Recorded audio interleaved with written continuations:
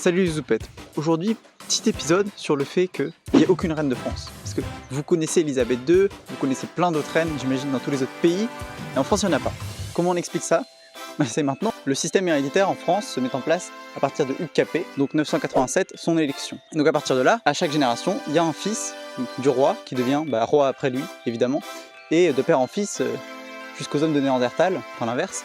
Si jamais le roi a une fille, mais qu'elle est l'aînée par rapport au garçon, elle ne sera pas reine. Ça, c'est pas possible. Et jusqu'au XIVe siècle, eh bien, à chaque fois, le roi a un fils qui devient roi après lui. Et donc, c'est ce qu'on appelle le miracle capétien, c'est-à-dire qu'il n'y a pas de problème pour la succession. L'héritage, il est où?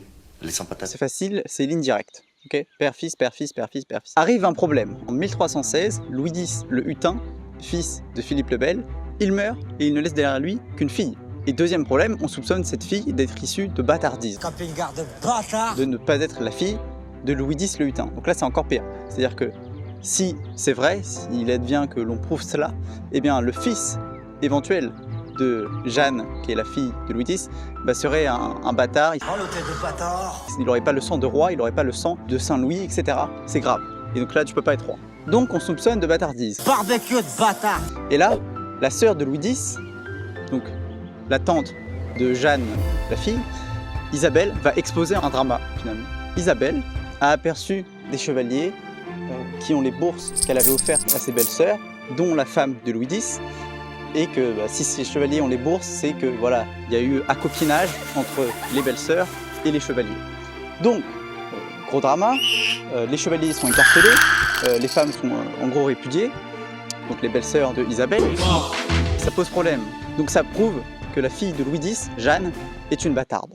Là intervient le frère de Louis X, parce qu'il voit immédiatement l'occasion de monter sur le trône. Puisque Louis X n'a pas de descendant, il se dit que lui, puisqu'il est quand même son frère, l'aîné des frères, il peut monter sur le trône tranquille. Donc il va passer des alliances avec les nobles, et le 6 ou le 9 janvier 1317, il se fait sacrer roi. Okay, et là ce qui est important, c'est vraiment l'alliance avec les nobles, le fait d'être légitimé en fait par les grands du royaume. Et le drama s'accentue, parce que Jeanne, elle avait quand même des prétentions à la couronne de France, puisqu'elle était fille unique de Louis X, ancien roi. Et donc là, on convoque les États généraux pour délibérer sur qui va être roi. Comme je vous l'ai dit, Philippe, futur Philippe V, il a le soutien de la noblesse. Et c'est ça qui compte, parce que les États généraux, en gros, c'est les nobles, etc. Et ils vont décréter quoi?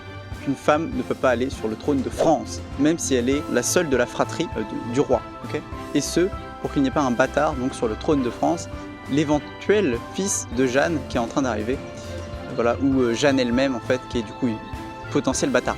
Donc là, ils ont réglé la question qu'une femme ne pouvait pas être reine, okay, mais ils n'ont pas réglé la question de est-ce qu'une femme peut transmettre la royauté à travers elle. Par exemple, Jeanne, elle est en train d'avoir un fils.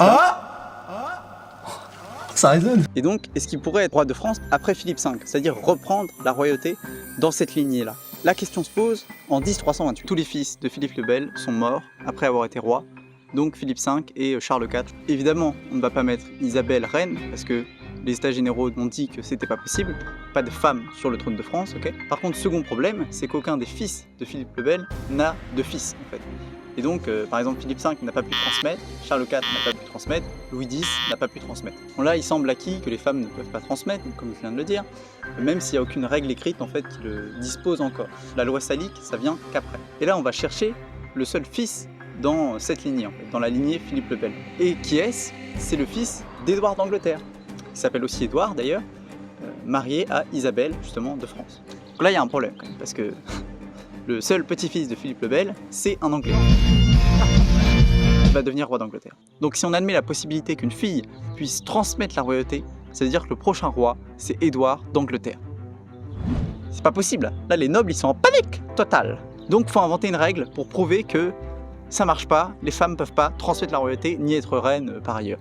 Et là, les grands légistes, les grands de France, les nobles, les ecclésiastiques vont se mettre à la recherche d'un cousin ou d'un lointain neveu. Et on le trouve, il s'appelle Philippe de Valois, et c'est le cousin de Louis X, d'Isabelle de France, de Philippe V, de Charles IV, et le neveu du coup de Philippe le Bel, et il va prendre le trône sous le nom de Philippe VI.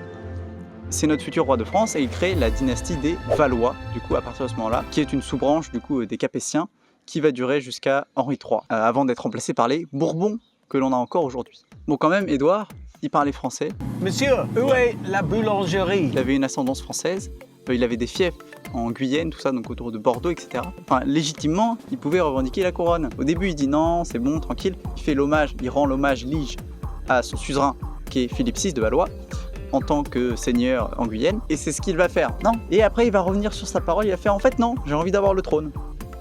Guerre de 100 ans, et toc. Mais j'ai fait une vidéo sur la guerre de 100 ans pour tout vous expliquer. L'Histosèphe est bon, l'Histosèphe est grand et charitable, alors allez voir. Oh là là! Ouais, je suis un peu Jésus, ouais. Petit point sur la loi salique dont je vous ai parlé. Sous Jean II et Charles V, qui sont les respectivement fils et petits-fils de Philippe VI de Valois, on va déterrer, comme ça, la loi salique, qui est une loi, alors qui n'a pas grand-chose à voir. Hein. Finalement, ça traite un peu d'héritage, enfin, ça traite de plein de trucs. Des gens, des juristes vont expliquer que ça prouve que les femmes ne peuvent pas transmettre. Voilà, c'est comme ça. C'est injuste, mais c'est ainsi. Donc grosse légitimité évidemment parce que c'est une loi qui était en action en fait sous Clovis. Retenez bien ce nom, la loi salique, c'est ce qui justifie qu'en France, une femme ne puisse pas être reine de France et ne puisse pas transmettre la royauté.